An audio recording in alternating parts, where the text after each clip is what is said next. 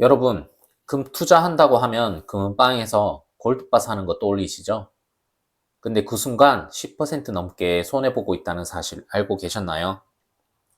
오늘 영상 끝까지 보시면 단돈 10만 원으로도 국제 금 시세 그대로 따라가면서 세금까지 아끼는 가장 효율적인 금 투자 방법을 알게 되실 겁니다. 요즘 왜 이렇게 금값이 미친 듯이 오르는지, 그리고 금은방, ETF, KRX 금시장까지 어떤 방법이 가장 유리한지 실제 사례와 함께 낱낱이 분석해 드릴게요. 마지막에는 여러분의 포트폴리오에 금을 얼마나 담아야 하는지 황금 비율까지 공개하겠습니다. 제 주변에도 예전에 금값이 오른다고 해서 무턱대고 금은방 가서 골드바를 샀다가 후회한 분들이 많아요. 표면적으로는 금값이 올랐는데 팔려고 보니 수수료랑 세금 때문에 오히려 손해를 보셨다고 하더라고요. 왜 이런 일이 생기는 걸까요? 그건 바로 금 투자할 때 이것을 모르고 시작했기 때문입니다.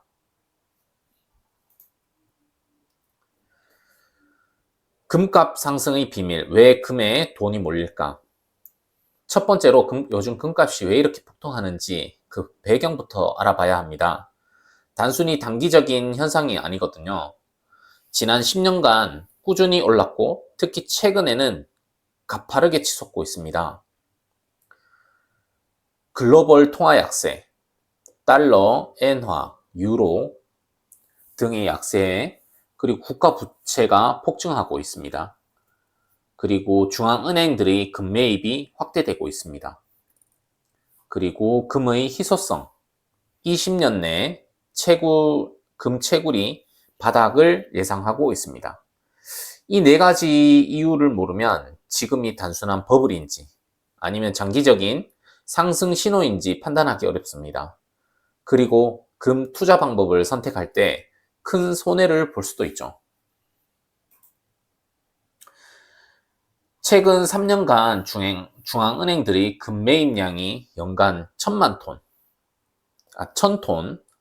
IMF 보고서 및 세계금협회 조사에 따라서 1000톤을 넘는 수준이 되고 있다고 합니다. 이는 과거 2010년대 평균치 400에서 500톤보다 크게 높은 수치이고요.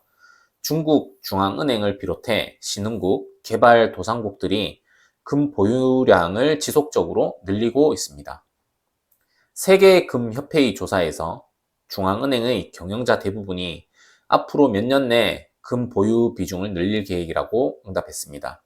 예를 들면 최근 조사에서 76%가 향후 5년 내 금 보유가 늘 것이라고 답했고요. 또 95% 이상의 중앙은행들이 금 보유 총량이 향후 12개월 동안 증가할 것으로 예상했습니다. 금이 외환과 달러 대비 포트폴리오 다양한 수단으로 활용되고 있습니다. 금 보유는 인플레이션 해지, 정치, 지정학적 리스크 회피, 외환의 제재 가능성 회피 등의 수단으로 활용되고 있습니다. 일부 보고서는 금 보유가 유로를 넘어 두 번째 보유 비중이 된다는 기사도 있습니다. 예를 들면 금이 유로를 제치고 중앙은행 보유 자산 중 두 번째 위치를 차지했다는 분석도 나옵니다. 두 번 투자 방법 비교. 금은방, ETF, KRX. 그렇다면 우리 같은 개인 투자자들은 어떻게 금에 투자해야 할까요? 금 투자에는 크게 5가지 방법이 있는데 이 중 3가지만 제대로 비교해 볼게요. 첫 번째, 금은방 실물 골드바.